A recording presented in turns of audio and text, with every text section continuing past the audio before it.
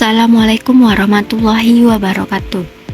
Baiklah, di sini saya akan menjelaskan mengenai materi 3, yaitu tentang karakteristik psikologis peserta didik. Yang dimana tentunya peserta didik dengan berbagai ragam latar belakang tentu memiliki karakteristik yang berbeda antara satu dengan lainnya.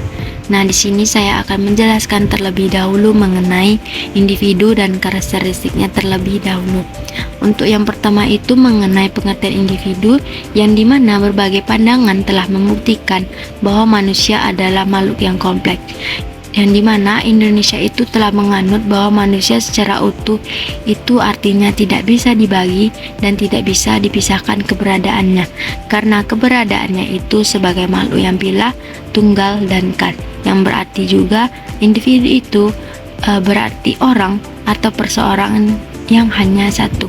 Selanjutnya, karakteristik individu, yang dimana tentunya seindividu memiliki bawaan dan pengaruh lingkungan yang berbeda-beda.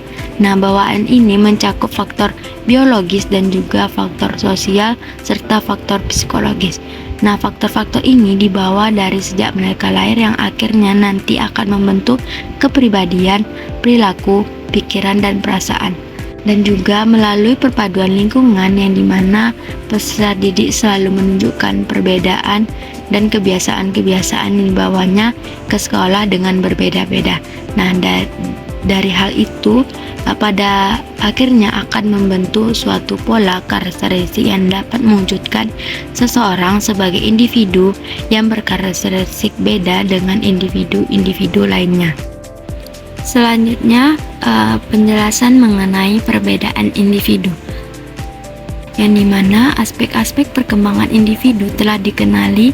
Ada dua hal yang menonjol, yaitu yang pertama, pada umumnya manusia mempunyai unsur kesamaan dalam pola perkembangan, dan kedua, dalam pola yang bersifat umum itu manusia cenderung berbeda fisik dan non-fisiknya. Ciri atau karakteristik orang yang satu berbeda dengan lainnya. Dengan kata lain, perbedaan individu menyangkut aspek fisik maupun aspek psikologis.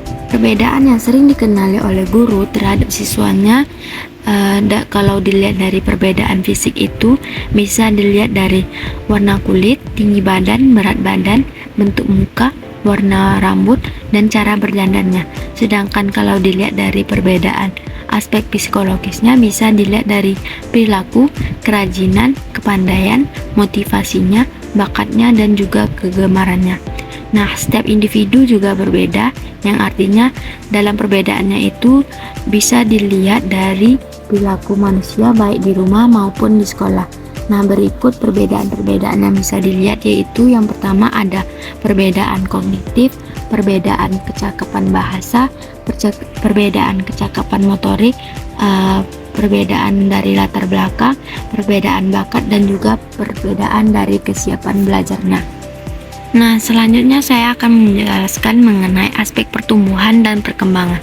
Nah, yang dimana setiap individu itu pada hakikatnya mengalami pertumbuhan fisik dan non-fisik, yang dimana aspek pertumbuhan dan perkembangan ini mencakup pertumbuhan fisik, pertumbuhan intelektual, pertumbuhan bakat khusus, pertumbuhan emosi, pertumbuhan sosial, pertumbuhan bahasa, pertumbuhan sikap, nilai, dan moral.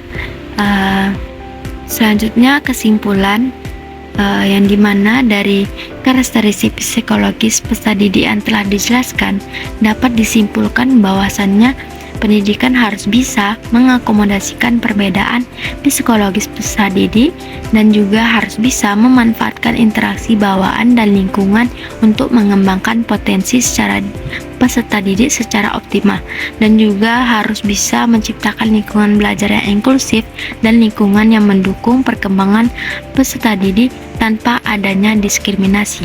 Pendidikan dengan proses pengajaran diharapkan dapat memahami dan mengembangkan segenap karakteristik yang ada pada peserta didik, sehingga semua peserta didik dapat tumbuh dan berkembang sesuai dengan kemampuannya masing-masing.